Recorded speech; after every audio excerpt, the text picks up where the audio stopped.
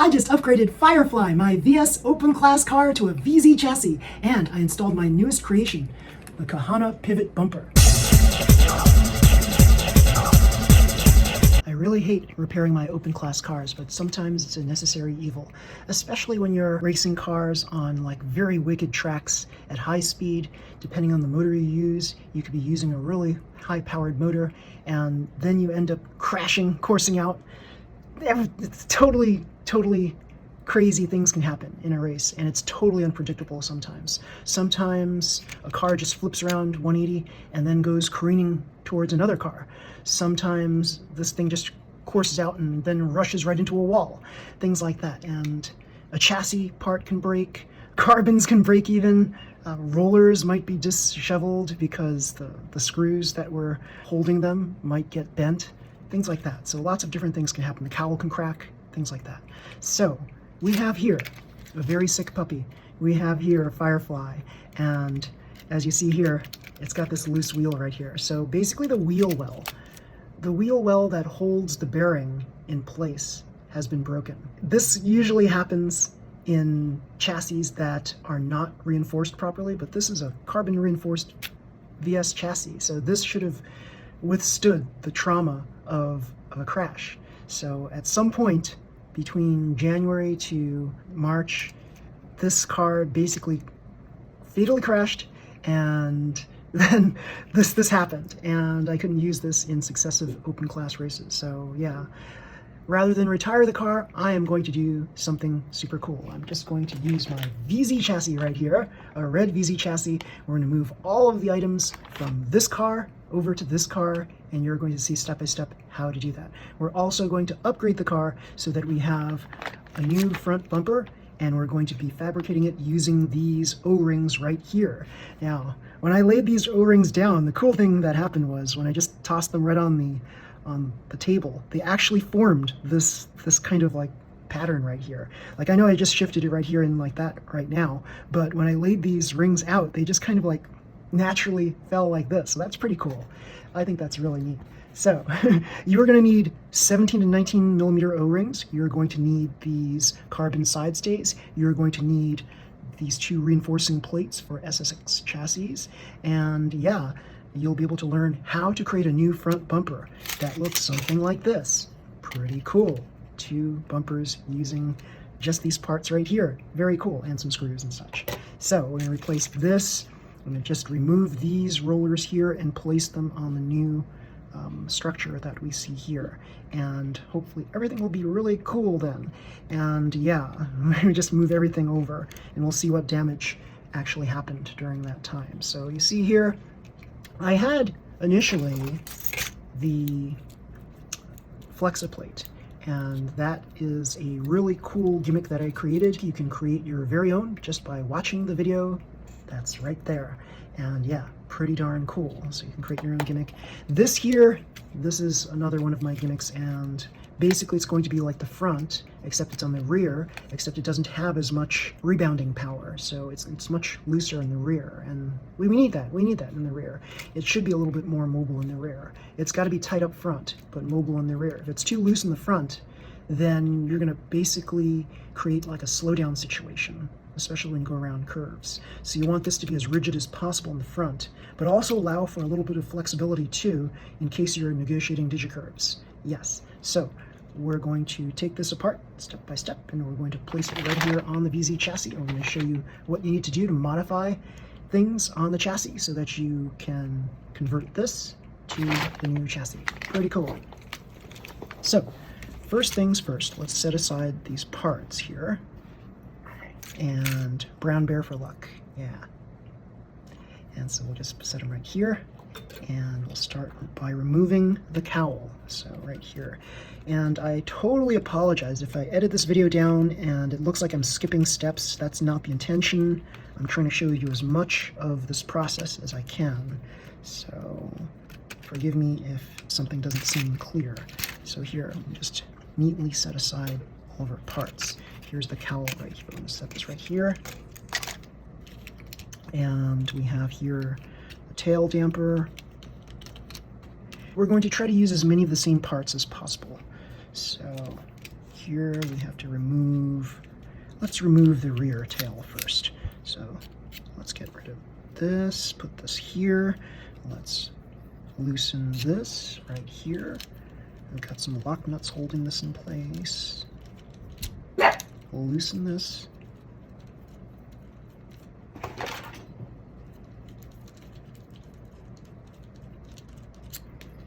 I've got my precision electric screwdriver. Cool.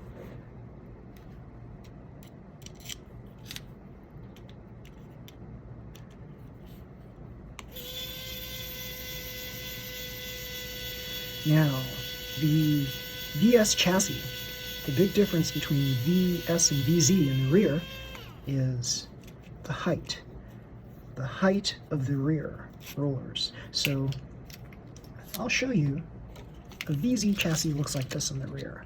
And notice how the post down here is real low, so that when you place your plate underneath, you get a little bit of room, not a lot. However, with a VS chassis, the old style VS chassis, you see it's a lot higher. So whereas this low point of the chassis is below the center line of this wheel, here it is well above the center line of the wheel on the VS chassis. So we're not going to be needing these spacers right here. You can see some other damage that happened on this chassis. This chassis did last a while. I did have many good races with this chassis. However, the post right under here, this stayed, but this one here broke off, so I had to use a spacer that was longer on this side. So let's remove this other one here.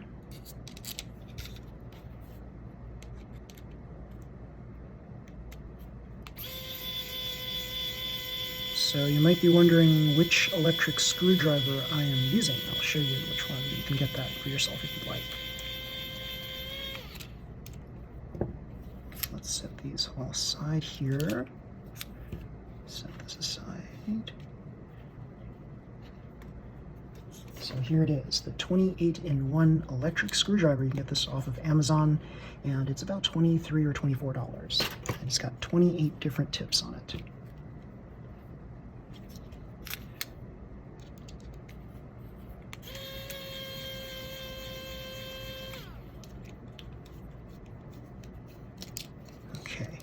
There we go.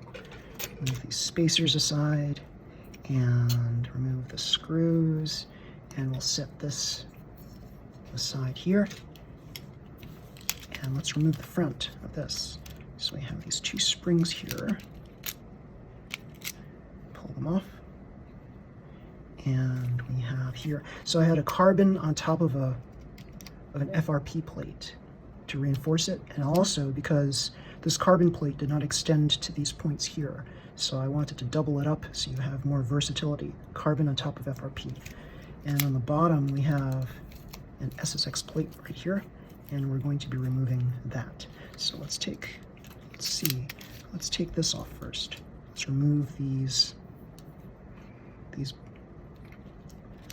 ball heads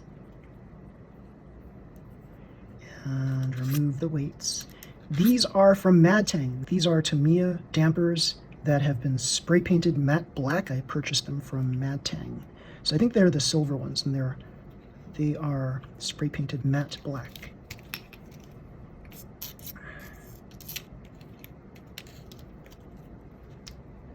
Okay, this is on a little tight, so I think I have to basically do this first.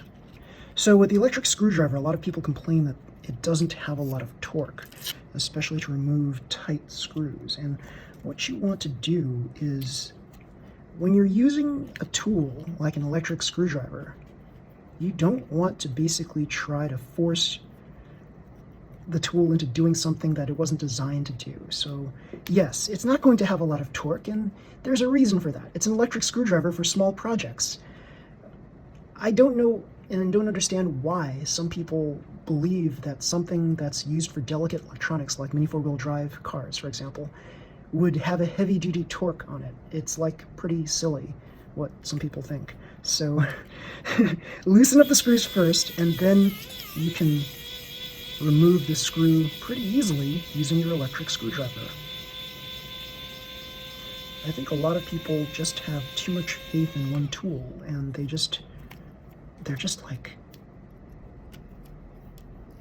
not able to think that they could use more than one tool to solve a problem. And that's kind of weird that they don't have that kind of thinking ability. So I think I lost a lock nut there, but that's okay, we have others.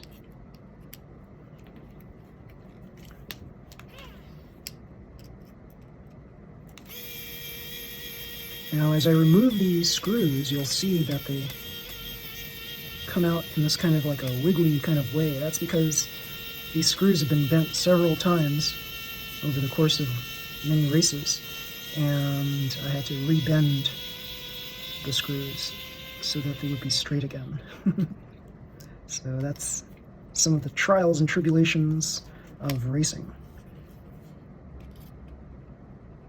I think this one was a bit more pronounced with the wiggle. Yeah, there you can see it. It's like rotating in a wiggly way. Okay, so we removed this SSX plate right here, and now we're going to remove this top plate right here. Actually, you know what? I'm going to remove this entire thing right here. I'll flip this around.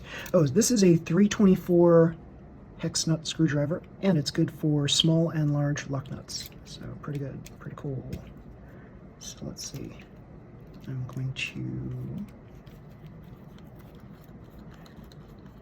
loosen this up here.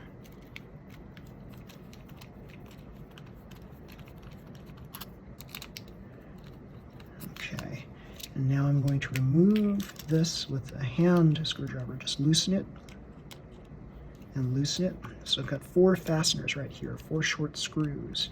And you see they just attach here, here, here, and here. You have to be careful when you're using an electric screwdriver also, because if you aren't careful, you can strip your screws. And by that I mean your screws won't have that same tactile feedback with your manual screwdriver anymore. So if you strip a screw enough, you're not going to be able to turn the Phillips head screws as easily as if they were new. So you have to be very careful not to strip your screws.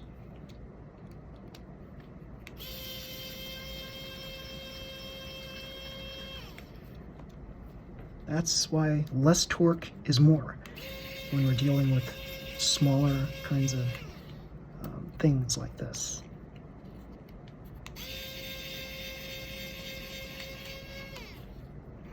Some of you might be wondering, well, you got the Tamiya screwdriver and it's got a magnetic screw head, and sometimes your tools lose their magnetivity.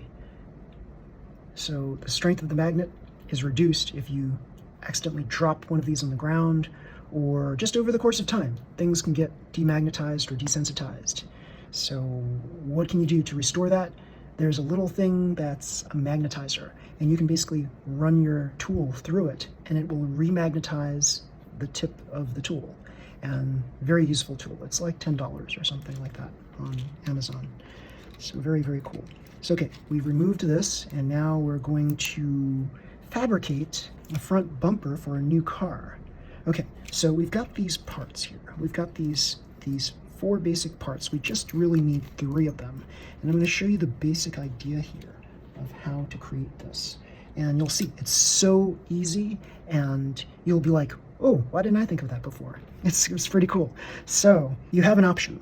You can use regular screws, or you can use countersunk screws with this. Either one is fine, because if you do have a brake on it, then the regular screw head is going to be kind of behind the brake. So your car won't be affected by having these screws behind the brake. Now, if you don't have a brake, then you're going to be scratching the track with the screw heads. So you have to be careful about that, because some racing events, they do not want you to race with protruding screws to scratch up their track. They want you to have everything countersunk to minimize the scratching of their track. So you can countersunk these 2 holes, or countersink these 2 holes right here. And we're also going to need to do some countersinking on our other SSX plate, and that's going to be done, let's see, it's going to be here and here. So, oh wait, no, I think that's wrong. I'm sorry. It's this one and this one. So it's in between these. There's 5 of these. There's hole 1 and hole 5. So you want to countersunk those.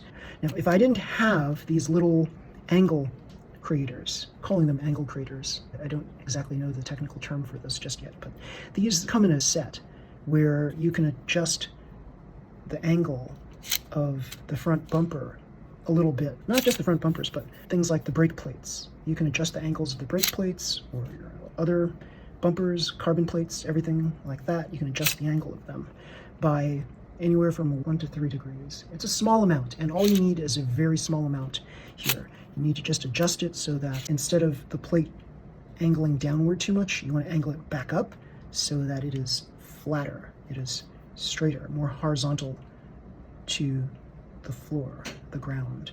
So you need those little things right there, and you can kind of barely see it right there, but you can see it. It's red on red, so it's hard to see it, but there's one there, and there's one there. So there it is. It's a little piece of plastic, and you position it underneath the screw holes here under this plate. So let's do this right now. Let us countersunk the holes on these carbon plates right here. So let's start off. So I'm using here this handy dandy drill.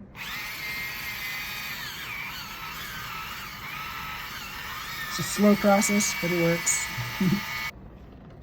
Every now and again, we just check it to see if we get a good countersink. Cool. It's countersink or countersunk, depending on how you want to say it. Getting closer. So here's a technique. Using this drill right here. If you were to just drill like this, you're hardly going to create a hole. So what you need to do is to just do this, and then you angle it down a little bit, angle it up, angle it left, angle it right, and then center it, and then turn like this. And that'll create a deeper hole quicker.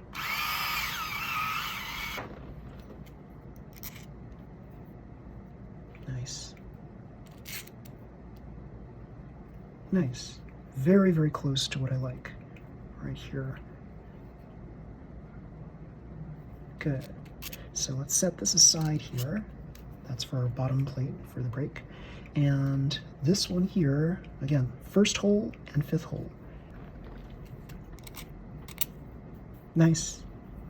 And, oop, wrong screw. Nice. All right, this is pretty flat. Pretty good. So, this here on the front, it's going to run through the bottom to the top, and this is where the dampers will go too. So this is a multi-purpose kind of thing that's happening here. So let's see, I have these black screws here, these black countersunk screws. Let's see if I can use some of them for my front. We do need the longer ones just because we're creating a situation where we're going to have the dampers in the front. So dampers in the front, very important. Okay, so we'll set this up like this with 2 long countersunk screws.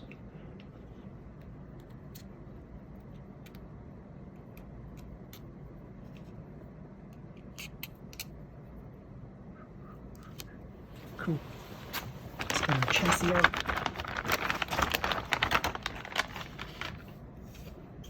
Nice chassis. Let's get rid of these side fins. So we want to preserve enough of the fins so that we can get this locking mechanism working. So let's take a look at this. Clip this off. Let's attach this battery clip on, and then we'll trim around it so we don't mess it up.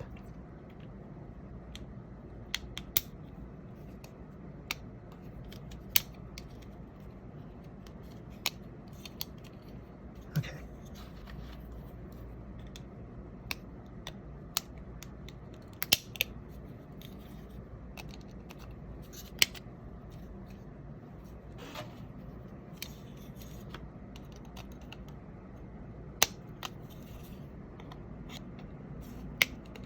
Some of you might want to use a Dremel to get rid of the edges. I used to use a Dremel. Some of you might want to try using these nippers like this. They work just as well. In some cases, you can get a more precise cut.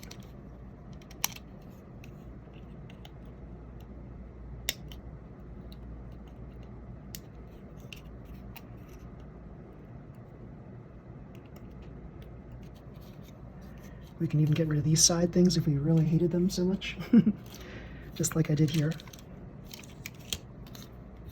Let's see. Yeah, we don't need them.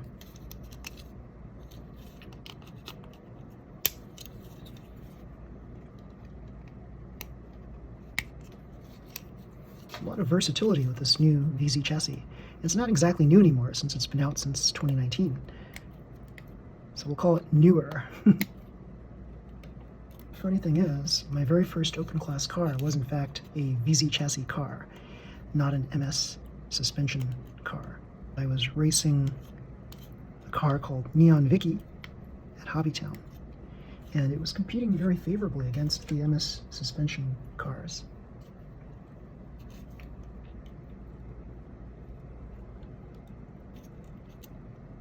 I think it was competing well because of the body damping system. It was made of car catcher material.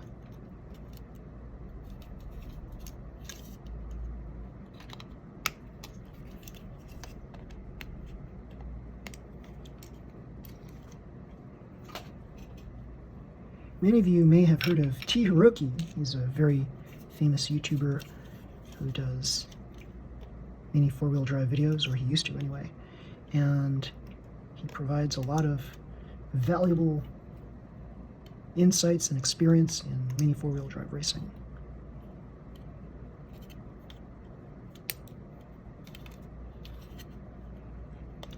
He was actually the one who gave me the idea of using nippers rather than Dremel to shape the chassis. It's just a lot quicker with nippers in many cases. So there we go. Yeah, it's not perfect, but we can get it perfect by using a file. So I've got these files here, a set of 3 Tamiya files. We've got here a flat file. We also have here, it's round on one side and flat on the other. And either of these two will work for this one. I can just file, get this flatter. I can also use a Dremel if I wanted to, with maybe a polishing tip on it. Oh, I just saw an incredible movie on Amazon Prime, a movie called The Killer, and it's a Korean movie, and it's like it combines the action of John Wick, Taken, and Daredevil, all in one movie. Pretty cool. When I first watched it, I was like, beginning movements of the movie, I was like, what is this? This is kind of hokey. And then as I watched it more and more, this guy was getting like better and better and better. So he's a retired assassin, and he's asked to babysit this kid, a 17-year-old. So she's not exactly a kid. She's almost, she's like an older kid. and then she gets in trouble. So he basically bails her out of the trouble by taking on a prostitution gang, or a prostitution ring, that is. And yeah, along the way, he finds various people that are corrupt, and yeah, he just beats the snot out of everybody. Because he's like that good. So check it out on Amazon Prime. It's pretty cool. Okay, so basically I'm just using compressed air to get rid of any dust particles on here. Now, front and rear. We have to remove these wheels, so we need our trusty tools to remove the wheels. We're going to also test if the wheels are still good or not. Let's remove the motor too.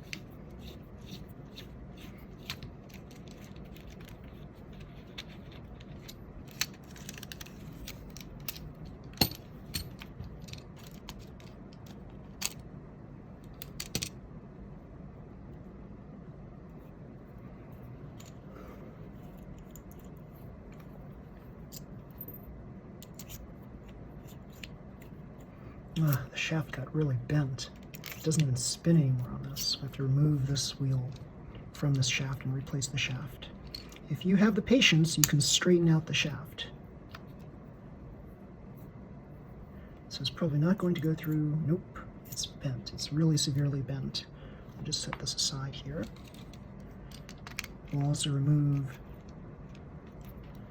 the rear wheels as well.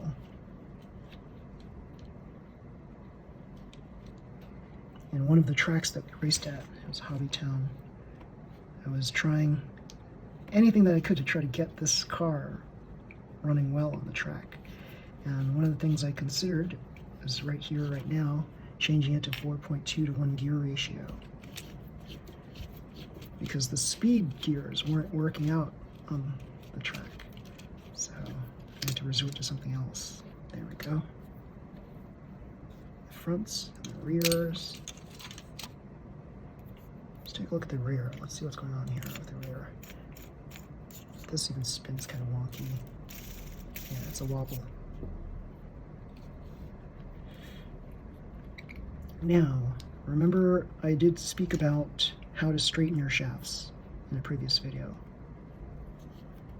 So I don't need to go through that again. Watch my videos, everybody. You'll learn lots of stuff in every video.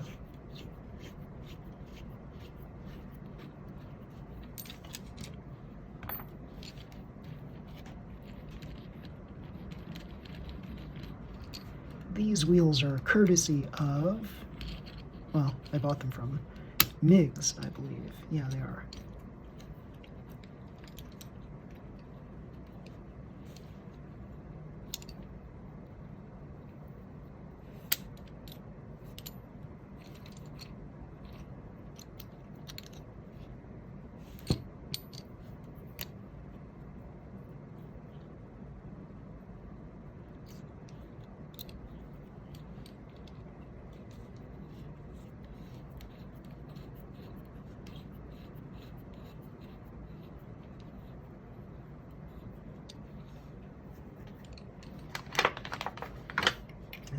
Fronts and rears.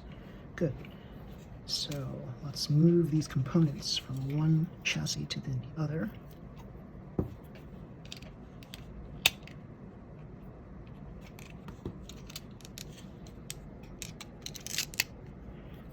As you see, here's the bearing right here. Here's the hole. As you see, the wheel well is basically, it just popped inside here. It's like destroyed. So here is the wheel well right here. Yeah, it's just a flimsy piece of plastic. It's amazing to see that that's the thing that's holding the bearing in place. So we can fish out these bearings.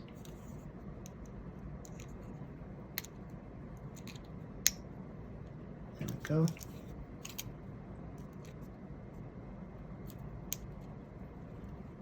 Very cool. And we can replace them. So here, let's see, what do we have here? We've got a carbon crown gear, yes. And we have this spur gear right here. Let's remove this. We'll remove our hollow shaft. Set this aside. And remove these two gears here. Spur gear and carbon gear. Something happened to my carbon gear here. Okay. Yeah, something really happened to it. I guess I used it. Oh no, here it is. Here's the other crown gear right here. Carbon crown gears, yes, pretty cool. And we'll need this too. And let's just put this in place. Yep. And we need the switch. Now, you don't have to use all the parts here onto your car. You can use different colored parts too to add a little contrast. For example, if you like red and black, you can use black parts with a red chassis. That's a nice color combination. So yes, you see the similarities between VS and VZ. So here we have the two of them side by side, and the on-off switch pretty much the same. And then we have this battery latch, pretty much the same.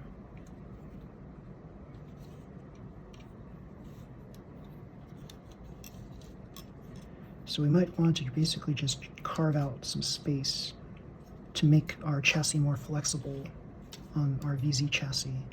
So that could be a future project. We don't have to do it just yet. So this wonderful thing about this car is it flexed very easily. It's good and bad. It depends on the situation, right? So we can make a simple modification right here. Let's just remove all this. I can basically just snip off these little tabs here,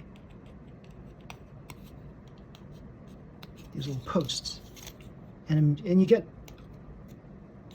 a little bit of a flex difference.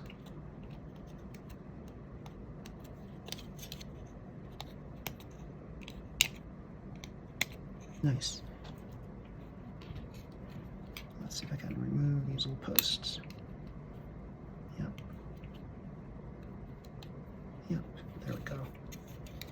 And we can choose to remove more. I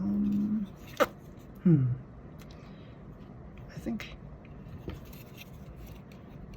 it's already pretty flexy like this. So let's just try this like this. There. Okay. What I like to do also is to mark where plus and minus.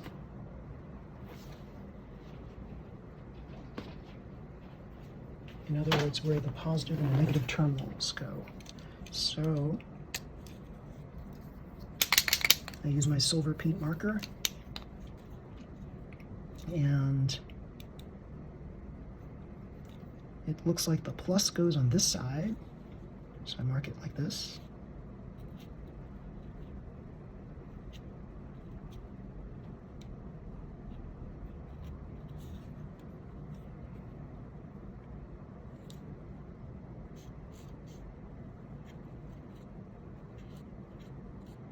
That way you don't get the batteries inserted into the chassis wrong.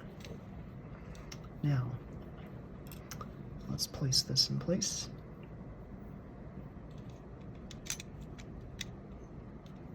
Good.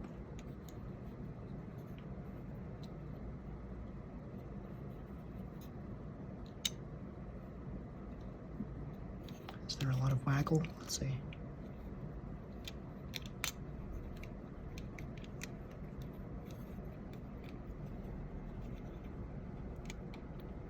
There's a lot of movement here.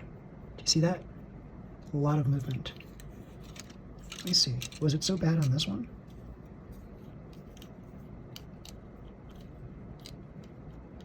There's a lot of movement there too. I guess I never adjusted this. So we're going to adjust it. We need to just knock this in a little bit. I'll use this and just drive it in. A couple of taps and then test it.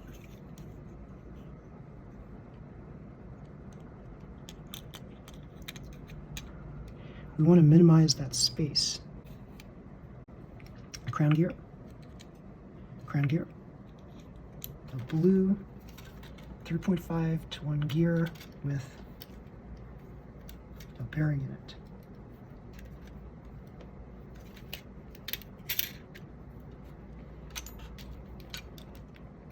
And I've got here a spur gear.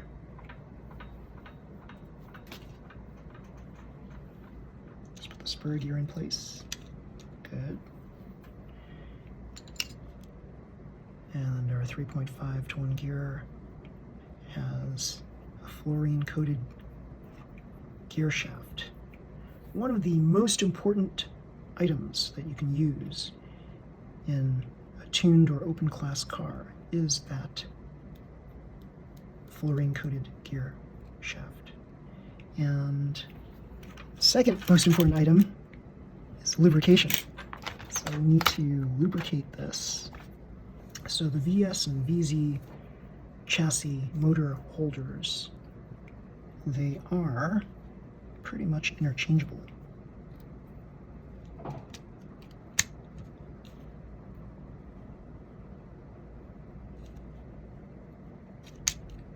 Now we need the gear cover. Now the gear cover on the VZ chassis is slightly different than the VS chassis gear cover in that it's got this screw hole on there so you can fasten it in place.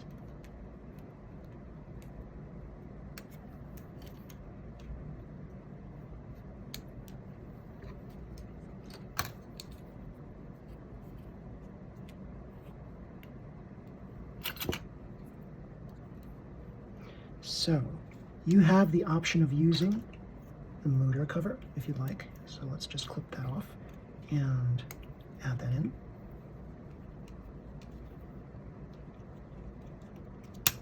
Locks that in place. Locks that in place. Crown gear removed. There we go, crown gear.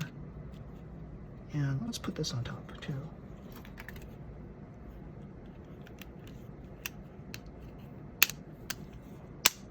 There. And we can add a little bit of sponge material here and here underneath these latches to secure this in place.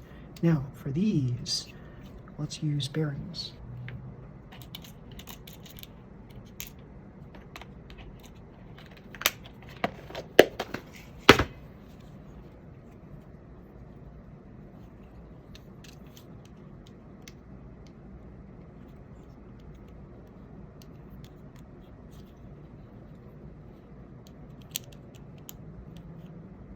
Oil the bearings.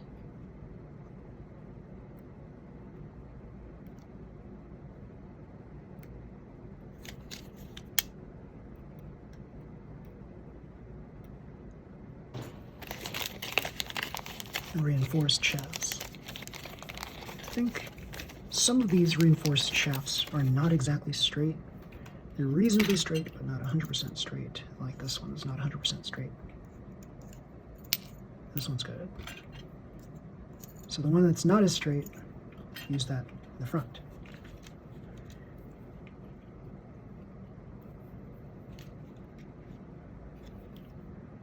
So let's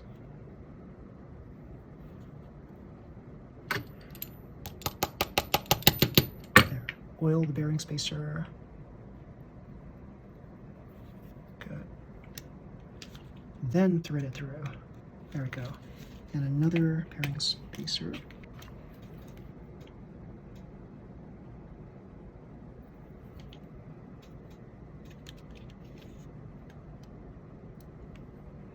That's how you put them on without touching them. Yep.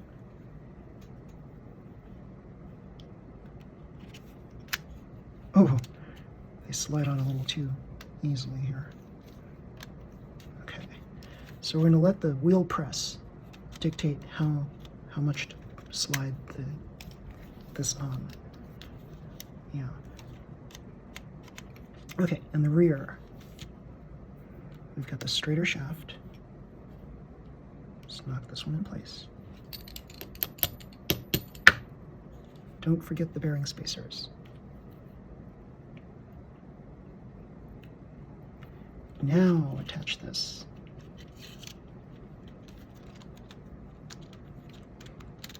So the steel shafts are thicker than these reinforced shafts. These reinforced shafts are very thin, and they're stronger than steel shafts.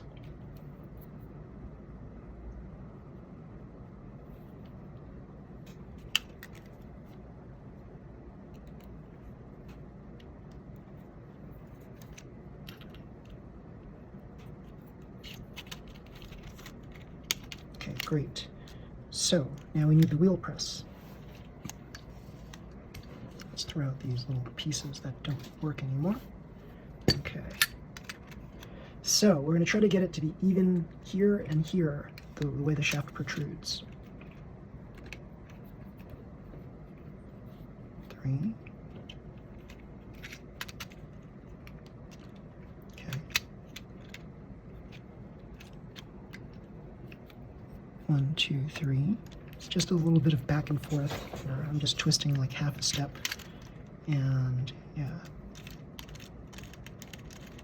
You want there to be a little bit of wiggle so that there's ample room for the wheel to turn without interfering with the friction of the wheel pressing against the spacer, pressing against the bearing. You don't want that. You want there to be a little bit of gap. This is a good gap. Could be a little tighter.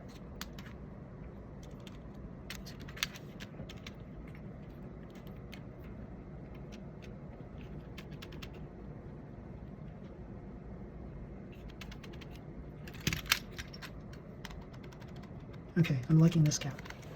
Let's try the other side.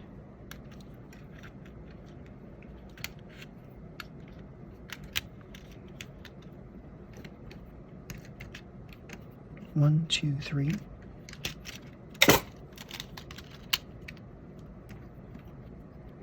One, two, three. Okay, there's a little bit of space there.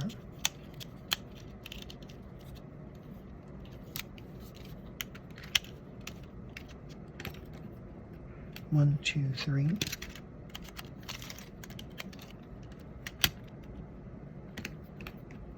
One, two, three.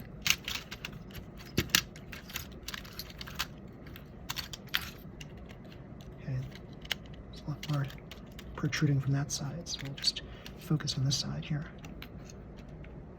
One, two, three. Let's take a look. Okay, we're almost there. I think we'll do a little bit more on this side.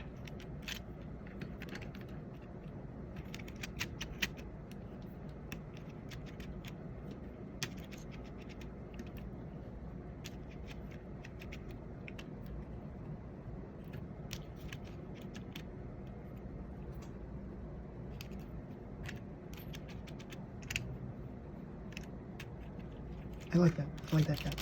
Let's take a look at the performance of the engine.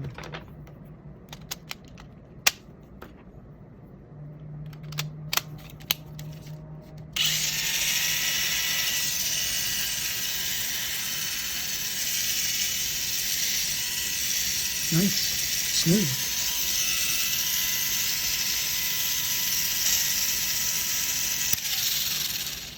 Smooth. Pretty nice. I like that. Okay. Now, if I was a stickler for things, which I am, I would try to line up the wording here with the wording here, but in open class, nobody looks at these things. Like, really, it's about how fast your car is and how stable it is. And nobody cares really about the appearance of the car as much. I care, but that's just me.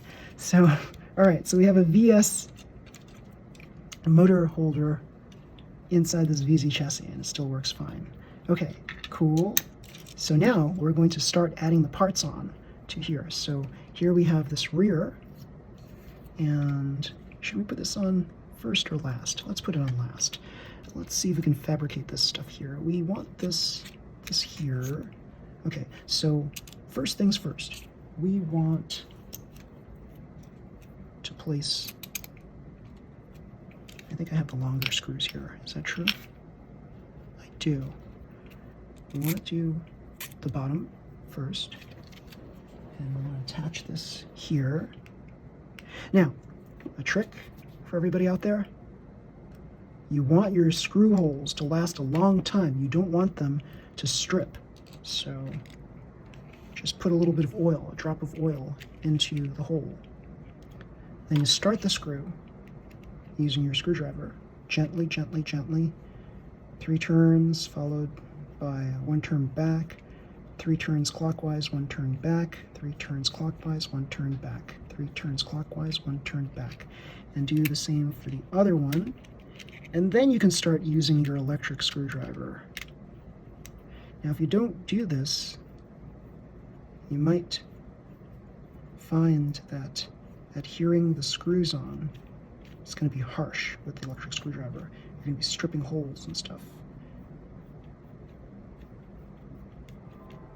Okay, so there we go. Let's drill. Electric screw.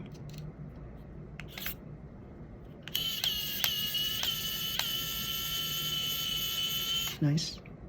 Oh, one thing I forgot. Duh. Claire is dead today. Big duh. We forgot the little angle craters, the little red things. Because if you don't have that, this plate will just be at a wrong angle, So right here, the roller angle adjuster plate set. So I previously used this one right here, which gives us the sharpest angle. It's on the lower right, or is this the right side? This might be the front, yes, the E parts. Flip it this way, it's the upper right quadrant of these little pieces right here. So let us clip off this. You get 2 sets of each. So let's do it. Clip. Don't lose these parts, guys. They're tiny. If you have a pet nearby, your pet might just decide to grab them. Roller angle adjuster plate set. There we go. So, how do we position these? You have to place the 2 screws like so. And you have these parts like so. Let's slide these down. So these are going to hug the outside of the ridges here. Yes, just like that.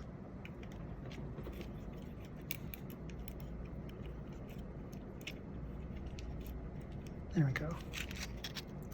So there we go, it hugs the outside of this.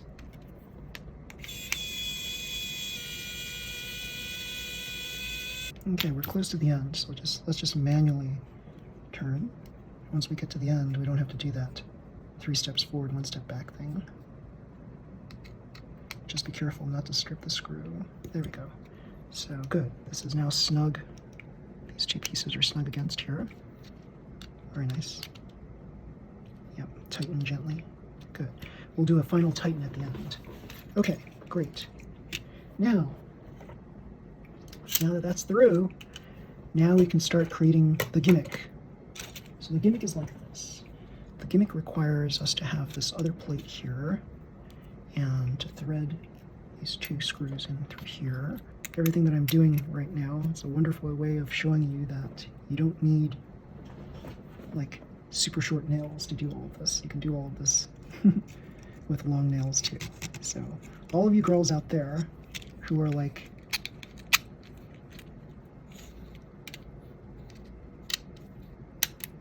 oh, I don't want to mess up my nails, blah, blah, blah. Well, you know what? I'm doing it. I can do it. No issues. You can do it too.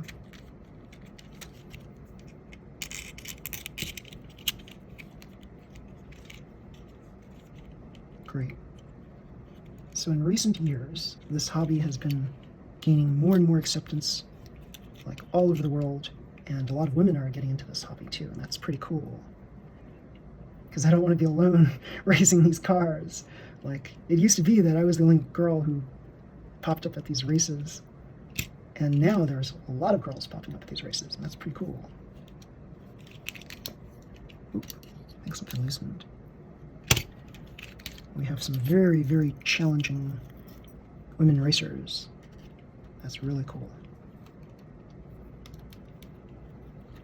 I promise you, this is the most difficult part of this. Creating the gimmick is actually easy. And the gimmick is like one of those things where you'll say, hey, why didn't I think of that? So here we go.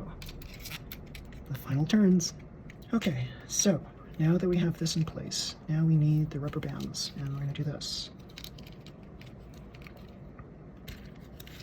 1, twist clockwise, hook it up, take the slack, twist clockwise, attach it on, so it's a 3, oops, that didn't work out. It's 3 twists. Then we take this and kind of move it closer to the inside, right about there.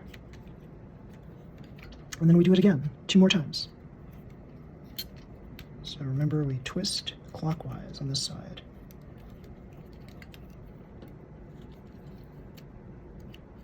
And we do this 1 more time.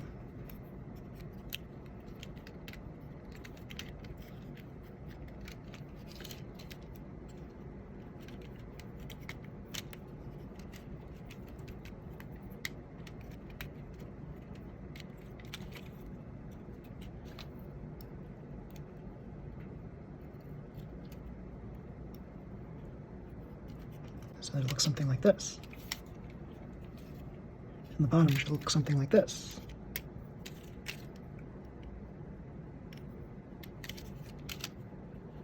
I try to make it look consistent on the top, so I have these crossed rubbers here and smooth on the bottom. Sometimes it doesn't work out. I think I have to rotate this and then it'll work out. And as you see, it's very firm. We can loosen this a bit. Now we have a little bit more bend.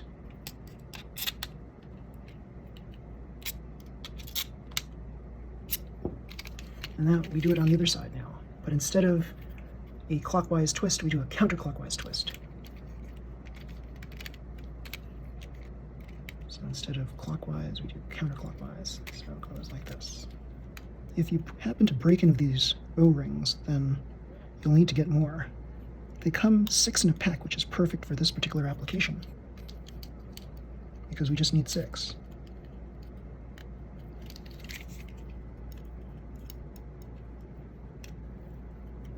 It's almost like that pack of O-rings was meant for this purpose.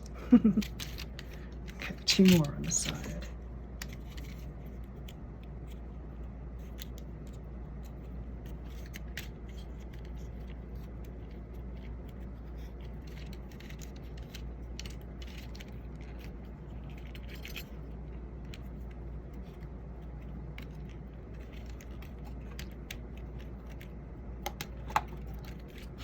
And 1 more.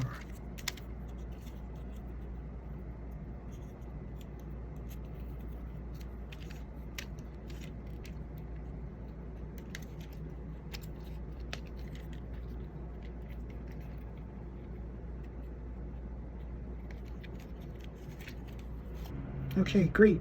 Done. Looks good on the top and bottom, just like that.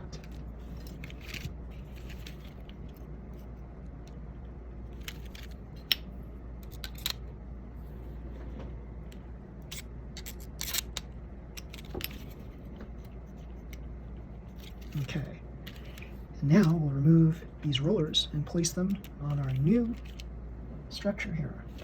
We're going to be placing them in the second hole right there, not the first one, the second hole. I think I have here 3 of these washers. So let's put some washers down there. Why 3, you may ask? Just want to get enough spacing there.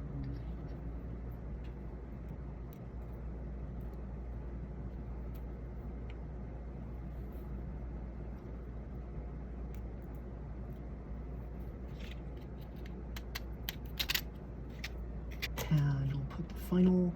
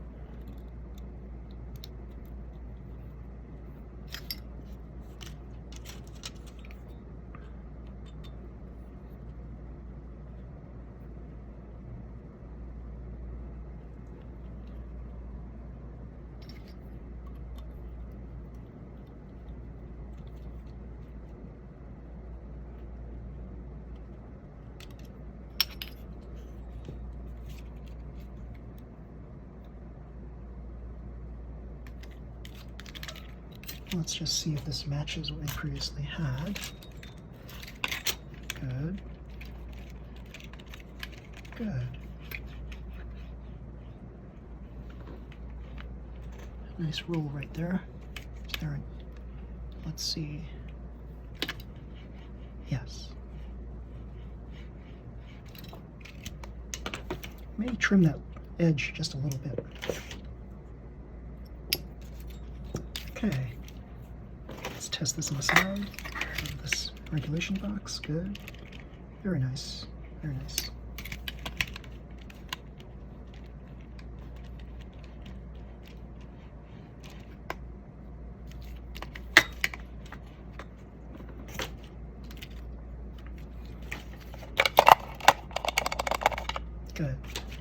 Now let's attach the rear. Now this you can attach directly onto here. We just need a long screw. It'll go through the bottom up to the top, and we'll use 2 lock nuts to secure everything in place.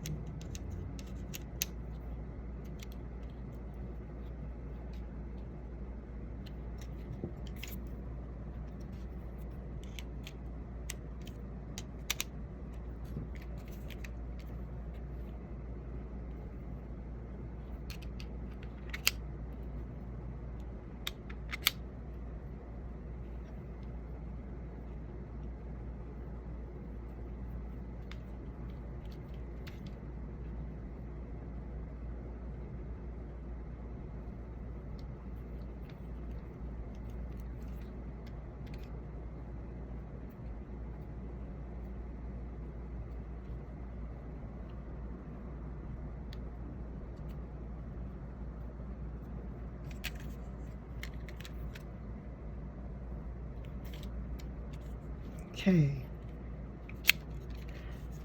It looks like it's basically done. Let's place something here.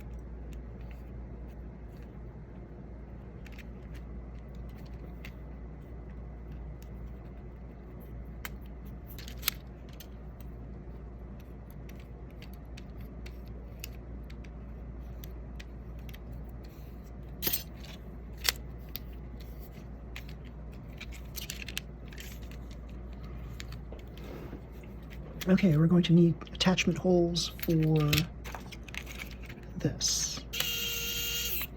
Okay, they both went in anyway.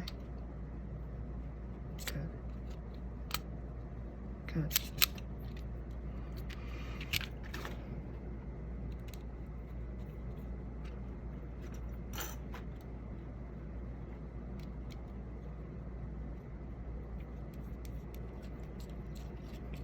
If you try turning a lock nut on a cap screw, cap screws are thicker than regular screws. So if you try attaching a lock nut onto a cap screw, chances are you're going to strip out the nylon in the center core.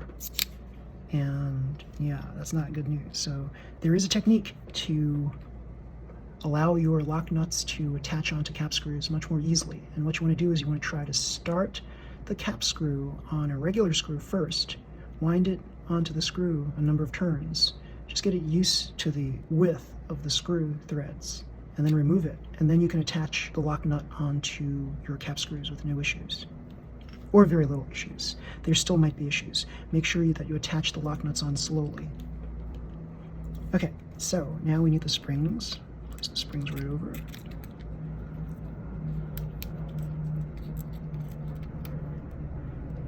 And I think I used probably the smaller lock nuts to begin with. So here we're using the larger lock nuts. It doesn't really matter. And we attach this on like so. We've got a lot of slack here. So we could attach basically rubbers on top. There's still sufficient clearance on the bottom. see what's going on here. Okay, we still need a tail. I just thought about it. So this might need to be a longer thread right here, so that we'll have a tail. This tail right here, we're missing the tail. So we might need longer screws for this after all. How did we attach this on here before? Ah, yes. That was a different thing. So yes, we need the tail on here, adding a little bit more of a damper on the tail right here. So let's try that. Let's attach some long screws in there. Try not to skip or strip the screw head. What you saw previously, I dabbed some oil along the thread of the screw. That helps the screw into the hole.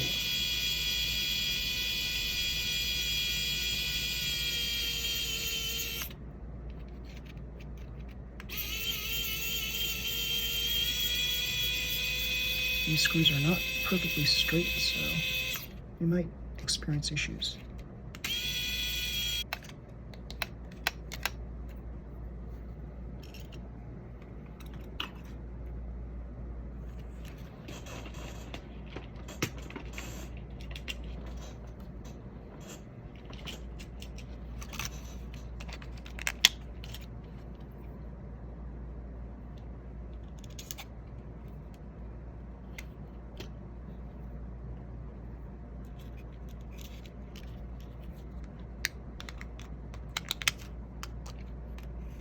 Nope, you want this to dip down as much as possible here. So this is a little too high.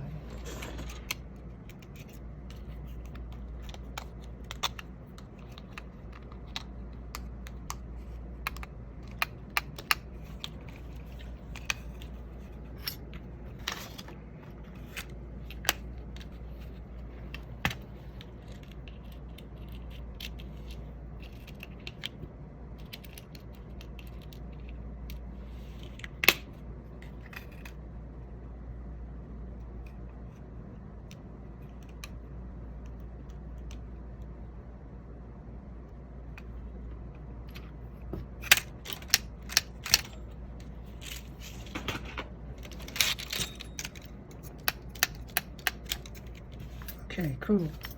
Let's see.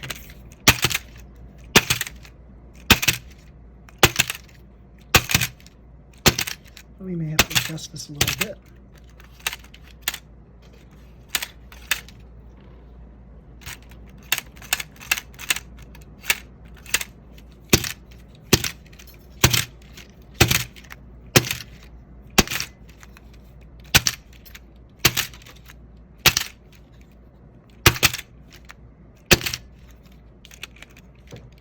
Okay, we will have to adjust the weights a little bit on the front, side, and rear, but in general, this is done.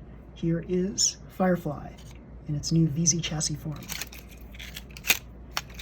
And some of the improvements that I'll make over the coming days, carving out this battery compartment by carving out the space here, we'll get a little bit more flexibility in the chassis. And I'll have to just make sure that the brake settings are correct on here. Maybe adjustment of these rubbers right here, and maybe adjustment of this body damper up here and the tail damper.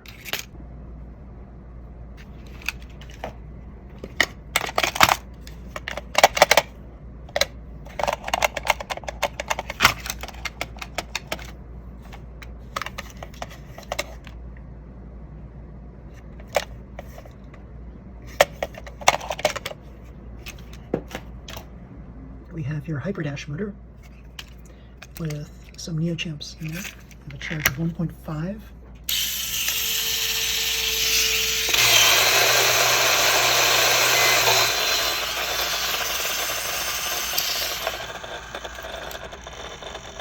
.33 kilometers per hour.